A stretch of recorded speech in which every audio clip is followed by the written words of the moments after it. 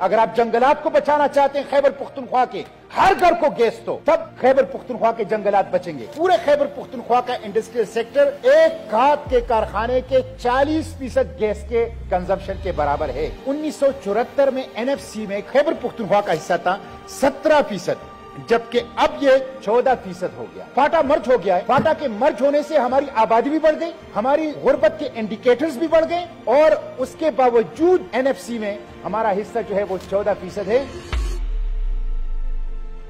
Article 160 کی جو sub class 1 ہے NFC، اب NFC کی جو ورٹیکل ڈسٹریبیوشن ہے وہ 1974 میں 20 اور 80 تھی، یعنی صوبوں کو 20% اور وفاق کو 80% ملتا تھا۔ 2009 میں جو 7th NFC آیا ہے اس میں یہ 44% صوبوں کو اور 56% مرکز کے پاس رہ گیا ہے۔ اب دلچسپ بات یہ ہے کہ 1974 میں NFC میں خیبر پختونخوا کا حصہ تھا 17%، جبکہ اب یہ 14% ہو گیا۔ فاٹا مرج ہو گیا ہے۔ فاٹا کے مرج ہونے سے ہماری آبادی بھی بڑھ گئی، ہماری غربت کے انڈیکیٹرز بھی بڑھ گئے، اور اس کے باوجود NFC میں ہمارا حصہ جو ہے وہ 14% ہے۔ اس لیے خیبر پختونخوا کی 2017 کی سینسس کی آبادی، فاٹا کی مرجر کے بعد اور غربت کی انڈیکیٹرز کے بعد ایک انٹرم NFC ایوارڈ جس میں خیبر پختونخوا کا حصہ جو ہے وہ بڑھائے جائے، وہ خیبر پختونخوا کو دینا چاہیے۔ اسی طرح مسٹر چیئرمین نیو مج ڈسٹرکٹ ہیں، آپ کو یہ جان کے حیرت ہوگی ابھی تک TDP ٹیمپرری ڈسپلیسڈ پرسن وطنی مہاجر ابھی بھی پختون وطنی مہاجر ہیں، ابھی بھی TDPs ہیں وزیرستان کے اندر اور خیبر کے اندر، افریدی اور کوکی خیل ابھی بھی اپنے وطن میں مہاجر ہیں۔ 3% NFC کا وعدہ مسلم لیگ نے کیا تھا۔ میں تارڑ صاحب کو یاد دلانا چاہتا ہوں، سرتاج عزیز کمیٹی تھی، انہوں نے 25ویں آئینی ترمیم کے ساتھ وعدہ کیا تھا کہ آپ کو 3% NFC ملے گا اور آپ کو 100 ارب روپے سالانہ ترقیاتی کاموں کے لیے ملے گا۔ 2018 سے اب تک نہ 3% NFC ملا ہے، نہ 100 ارب روپے ترقیاتی کاموں کے لیے ملے۔ یہ سب جھوٹ تھا، یہ سب فراڈ تھا۔ اسی وعدے کے ساتھ آپ لوگوں نے 25ویں آئینی ترمیم کی تھی اور فاٹا کو مرج کیا تھا۔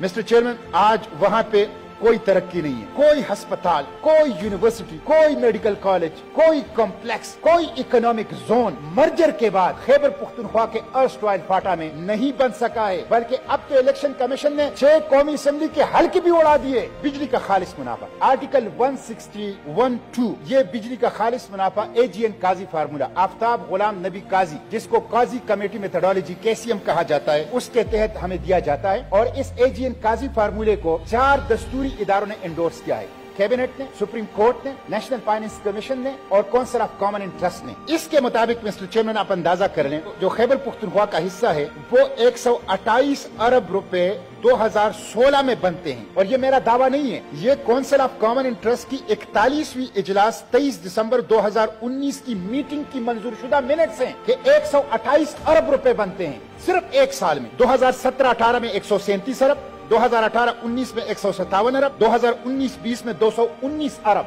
لیکن ہمیں گزشتہ سال دیے گئے ہیں صرف 21 ارب۔ اور میں اس پہ دکھ مجھے یہ ہے کہ کسی بھی پارٹی کی حکومت ہو، مثلا PTI کی حکومت تھی، وفاق میں بھی اور صوبے میں بھی ایک ہی پارٹی کی تھی، لیکن پھر بھی خیبر پختونخوا کو حق نہیں ملا، صرف 21 ارب۔ اگر پیپلز پارٹی کی حکومت ہو، مسلم لیگ کی حکومت ہو، ماضی میں بھی کبھی خیبر پختونخوا کو اس کا دستوری حق جو ہے وہ نہیں دیا گیا۔